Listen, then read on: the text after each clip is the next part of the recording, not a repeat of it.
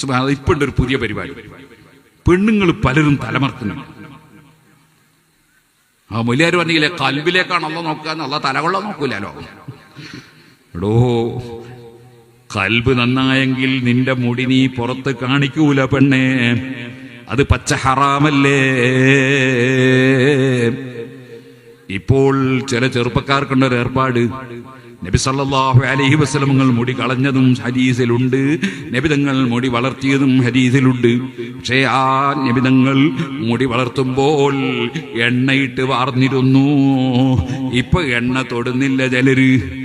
എണ്ണ തൊടുന്നില്ല എന്ന് മാത്രമല്ല, കുളിച്ച് വന്നിട്ട് വാർന്നു വെക്കുകയല്ല ചെയ്യുന്നത്. പിന്നെ സുബ്ഹാനല്ലാഹ്, ഇങ്ങനെ കൈ ഇങ്ങനെ വെച്ചിട്ട് മേലോട്ടേക്ക് പൊക്കിയിടുകയാണ് മുടി. ഒരു പുതിയ പരിപാടിയാണ് അത്. സുന്നത്തിന്റെ രൂപമല്ല.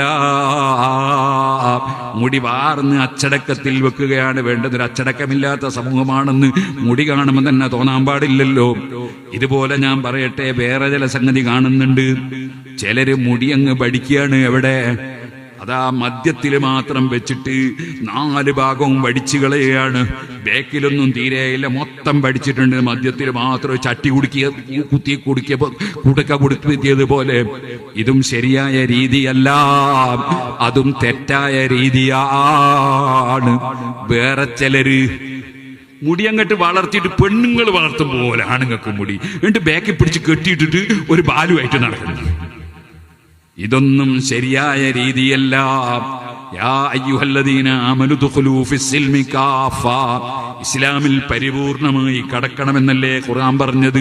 ഹബീബ് നബി സല്ലല്ലാഹു അലൈഹി വസല്ലം തങ്ങളെ സ്നേഹിക്കുമ്പോ നബി തങ്ങൾ എങ്ങനെയാണ് ജീവിച്ചത്, നബി തങ്ങൾ എങ്ങനെയാണ് മുടി വളർത്തിയത്, നബി സല്ലല്ലാഹു അലൈഹി തങ്ങൾ എങ്ങനെയാണ് ജീവിച്ചത്, അത് പിന്തുടരാനുള്ളൊരു നല്ല മനസ്സ് മുസ്ലിമീങ്ങളെ നമുക്ക് എല്ലാ വിഷയത്തിലും ഉണ്ടാകണം. നമ്മൾ കുറെ അപ്പുറവും ഇപ്പുറവും കുറ്റം പറയുന്നവരും പരസ്പരം നിസ്സാരപ്പെടുത്തുന്നവരും പരസ്പരം ഭിന്നിക്കുന്നവരും പരസ്പരം ചീത്ത വിളിക്കുന്നവരും അങ്ങനെയൊന്നും ആകാതെ നമ്മുടെ മുന്നിലൊരു മരണമുണ്ടെന്ന ബോധത്തോടെ ആ മരിക്കുന്ന സമയത്ത് ലാ ഇലാഹ ഇല്ലല്ലാഹ് എന്ന കലിമ ചൊല്ലിയൊന്ന് മരിക്കണം. സുബ്ഹാനല്ലാഹ്. അതുവരെ ഉള്ള ആളുകൾ അവരെല്ലാം മാറി നിന്നുപോയി. നമ്മൾ സ്വന്തത്തിൽ തന്നെ മരണത്തിന്റെ വേദന അനുഭവിക്കുകയാണ്. ആ മരണം സംഭവിച്ചാൽ നമുക്ക് ഖബറിലേക്ക് ഒറ്റക്ക് പോയി കിടക്കാനുള്ളതാണ്. അവിടെ മുങ്കർ നക്കീറിന്റെ ചോദ്യത്തിന് മറുപടി പറയാനുള്ളതാണ്. കൂടെ ആരും വരുന്നില്ലല്ലോ. എത്ര വലിയ വണ്ടിയിൽ യാത്ര ചെയ്യുന്നവനും മയ്യിത്ത് കട്ടിലിൽ കയറുകയാണല്ലോ. സുബ്ഹാനല്ലാഹ്. കണ്ണട അഴിച്ചു വെച്ചു പോയി. അതേ, നീ സ്വർണത്തിന്റെ മോതിരം ധരിക്കാറുണ്ടോ? ഹറാം.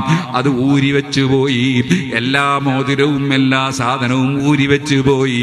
നിന്റെ അന്തസ്സുള്ള ഡ്രസ്സുകളൊക്കെ ഊരി വെച്ചു പോയി. വെറും 3 കഷ്ണം തുണിയിൽ നിന്നെ പൊതിയുമ്പോൾ നീ പലരെയും ഗീബത്ത് പറഞ്ഞ നിന്റെ തൊള്ളയില്ലേ, നീ കളവ് പറഞ്ഞ നാവും തൊള്ളയുമില്ലേ, നീ ചിലപ്പോൾ കഞ്ചാവടിച്ച വായില്ലേ, അതിന് പരുത്തി വെച്ചു പോയി. അന്യപെണ്ണിലേക്ക് നോക്കിയ കണ്ണില്ലേ, അവിടെ പരുത്തി വെച്ചു പോയി.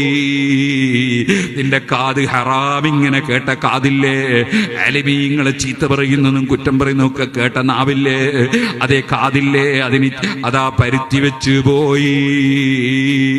നിന്റെ തൊള്ളക്ക് പരുത്തി വെച്ചു പോയി. അങ്ങനെ നിന്റെ കൈകൾക്കിടയിൽ വിരലുകൾക്കിടയിലും എല്ലാം പരുത്തി വെച്ചു പോയി.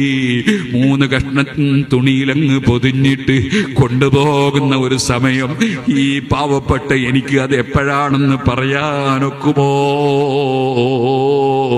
നാളെ ഈ സമയത്ത് ഞാൻ ഖബറിലാണോ അല്ല ഇതേപോലെ പുറത്താണോ എനിക്ക് പറയാനൊക്കുമോ? നമുക്കാർക്കെങ്കിലും പറയാനൊക്കുമോ? ഓ മുഅ്മിനീങ്ങളെ, വസ്തഫിരി ഖിദ്ദംഅ മിൻ ഐനിൻ ഖാദിൻ തലഅത് മിനൽ മഹാരിമി വൽ സംഹിം യതനദമി.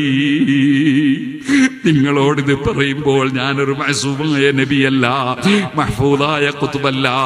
ഞാൻ നിങ്ങളിൽ ഏറ്റവും മോശക്കാരനായിരിക്കാം. അല്ലാഹു നമുക്കെല്ലാവർക്കും മാപ്പ് നൽകുമാറാകട്ടെ.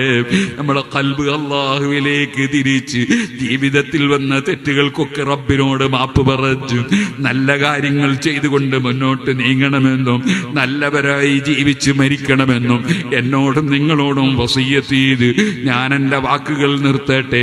അർഹമുർ റഹീമീൻ റബ്ബേ, ഞങ്ങൾക്ക് എപ്പോഴും മുന്നിൽ മരണമുണ്ടെന്ന ബോധത്തോടുകൂടി ഈമാനോടെ തഖ്വയോടെ ജീവിക്കാൻ ഭാഗ്യം തരണേ റഹ്മാനേ.